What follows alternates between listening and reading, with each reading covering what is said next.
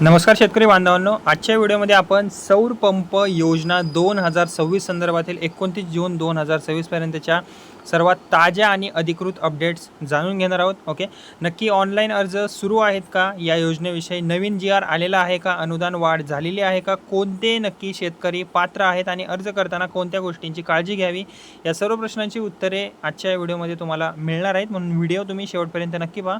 Okay, आता शेतकरी मंडळींनो, जी पहिली अपडेट आहे त्याबद्दल सांगायचं झालं तर 29 जून 2026 पर्यंत सौर पंप योजनेसाठी ऑनलाईन अर्ज प्रक्रिया सध्या सुरू आहे. पात्र शेतकरी महाऊर्जाच्या अधिकृत पोर्टलवर जाऊन ऑनलाईन अर्ज करू शकतात. ओके, आता जी दुसरी अपडेट आहे त्याबद्दल सांगायचं झालं तर 29 जून 2026 पर्यंत सौर पंप योजनेबाबत कोणताही नवीन जी आर किंवा अनुदान वाढ अधिकृतपणे जाहीर झालेली नाही आहे. म्हणून सोशल मीडियावर फिरणाऱ्या अनुदान वाढले किंवा नवीन जी आर आलेला आहे अशा संदेशांवर तुम्ही जास्त विश्वास ठेवू नका. ओके, आता जी पुढची अपडेट आहे याबद्दल जर सांगायचं झालं तर ज्या शेतकऱ्यांनी यापूर्वी अटल सौर कृषी पंप योजना, मुख्यमंत्री सौर कृषी पंप योजना किंवा PM कुसुम अंतर्गत सौर पंपाचा लाभ घेतला आहे त्यांना पुन्हा अर्ज करता येणार नाही.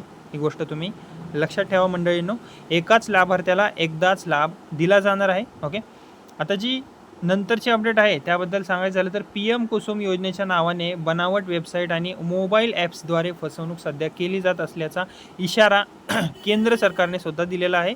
म्हणून फक्त आणि फक्त शेतकरी मंडळींनो, अधिकृत महाऊर्जा पोर्टलवरूनच तुम्ही अर्ज करा. कोणत्याही अधिकृत वेबसाईटवर पैसे तुम्ही भरू नका. ओके, आता पुढची एक अपडेट आहे त्याबद्दल सांगायचं झालं तर अर्ज करताना आधार कार्ड, 7/12 उतारा, बँक पासबुक, पाण्याच्या स्रोताचा पुरावा, ओके, आणि इतर आवश्यक कागदपत्रे तुमच्याजवळ असली पाहिजे. शेतकरी मंडळींनो, योग्य असली पाहिजेत, अद्ययावत अपडेट करून ठेवा. ओके, काय बदल झाला असेल तर तो बदल करून घ्या तुम्ही. ओके, यामुळे अर्ज मंजुरीची प्रक्रिया सुलभ होईल तुमचीच. आता वनपट्टा धारक शेतकऱ्यांसाठी एक महत्त्वाची बातमी आहे.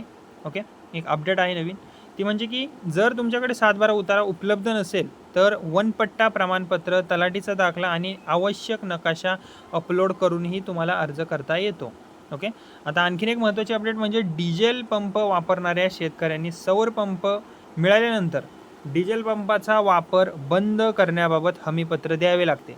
तरच शक्य असल्यास, ओके, म्हणजेच हे सगळं झाल्यानंतर तसेच शक्य असल्यास सूक्ष्म सिंचन तंत्राचा वापर करण्यासही प्राधान्य दिले जाते. ओके, तर शेतकरी मंडळींनो, आजची सर्वात अपडेट ज्या मोठ्या आल्या होत्या, ओके, मेन अपडेट आल्या होत्या या योजनेविषयी मी तुम्हाला सगळ्या सांगितलेलं आहे. सौरपंप योजना सुरू असून ऑनलाईन अर्ज प्रक्रिया सध्या सुरू आहे.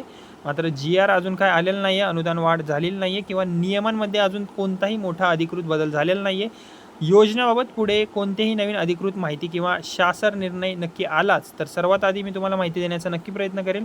व्हिडिओ तुम्हाला आवडला असेल तर व्हिडिओला लाईक करा. आपल्या इतर शेतकरी बांधवांना हा व्हिडिओ नक्की शेअर करा आणि अशाच सौरपंप योजना, कुसुम योजना, नमो शेतकरी, PM किसान, पीक विमा आणि महाराष्ट्र शासनाच्या ताज्या अपडेटसाठी मिळवण्यासाठी आपल्या या बडी नावाच्या चॅनलला सबस्क्राईब करायला विसरू नका. धन्यवाद.